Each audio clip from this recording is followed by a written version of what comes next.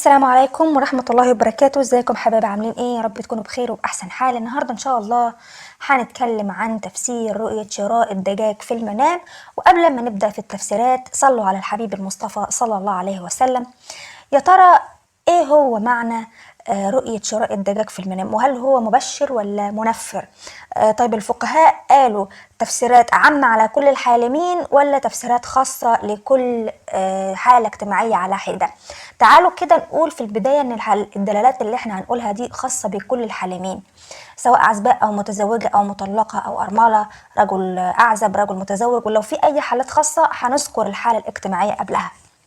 خلينا نقول مثلا ان الراجل المتجوز لما يعني يشتري فراخ مذبوحة كتير ويروح بيها البيت، يعني يذهب إلى منزله، ده معناه إيه أحلام؟ ده معناه إنه هو هيرزق بترقية أو هيرزق بمكافأة مادية وهيروح يصرفها على أولاده أو زوجته، او هيصرفها على الاتنين يعني. طب لما الرائي يشوف ان هو اشترى فراخ حية يعني مش مذبوحة، ده معناها ايه؟ ده معناها ان هو بيجتهد ويسعى لنيل الرزق، يعني هو انسان مجتهد وطريقه ما هواش ممهد قوي او ما هواش سهل قوي، بس هو قادر ان هو يحصل على الرزق المطلوب عشان خاطر يوفر لنفسه حياة كريمة. طب لما الرائي الاعزب يشوف ان هو اشترى فرخة نحيفة كده وهزيلة ويعني ما فيهاش لحم كتير، ده معناه ايه؟ ده معناه ان هو ممكن يكون هيتجوز امرأة يا إما قبيحة الشكل أو حياته المادية هتبقى ضعيفة قوي بعد الجواز، يعني لما هيتجوز هيصاب بالفقر والديون.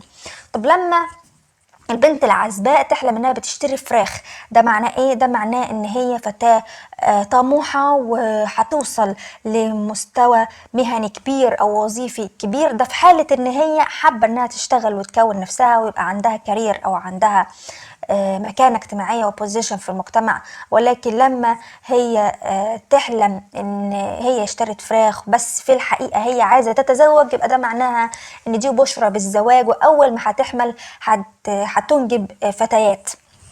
طيب لما الرائي يشوف ان هو بقى، ده الرائي المتزوج اللي بيفكر في الجواز، يشوف ان هو مثلا اشترى فرختين او اشترى 3، ده معناه ان هو هيتجوز 4. ليه؟ لان هو في الحقيقة متجوز. طب لما يشتري 3 فرخات على المرأة اللي عنده دي، يعني هو متجوز واحدة واشترى 3 فرخات، ده معناه ان هو هيتجوز من 3 سيدات بجانب امرأته الحالية.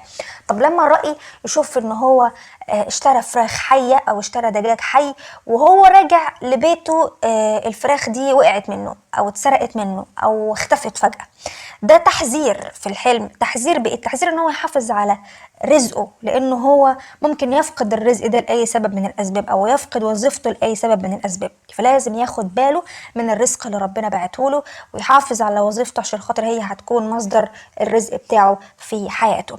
ده بالنسبة لشراء الدجاج. لو انتوا حلمتوا انه اشتريتوا فراخ في احلامكم او اديتوها لحد او حد خدها منكم ايا كانت، لان الرؤى هي بحر كبير قوي، اكتبوا لي على طول في التعليقات. ان شاء الله باذن الله انا بفسر كل الاحلام اللي بتجيني. وما تنسوش السبسكرايب في القناه وفعلوا زر الجرس عشان يوصل لكم كل جديد. والسلام عليكم ورحمه الله وبركاته.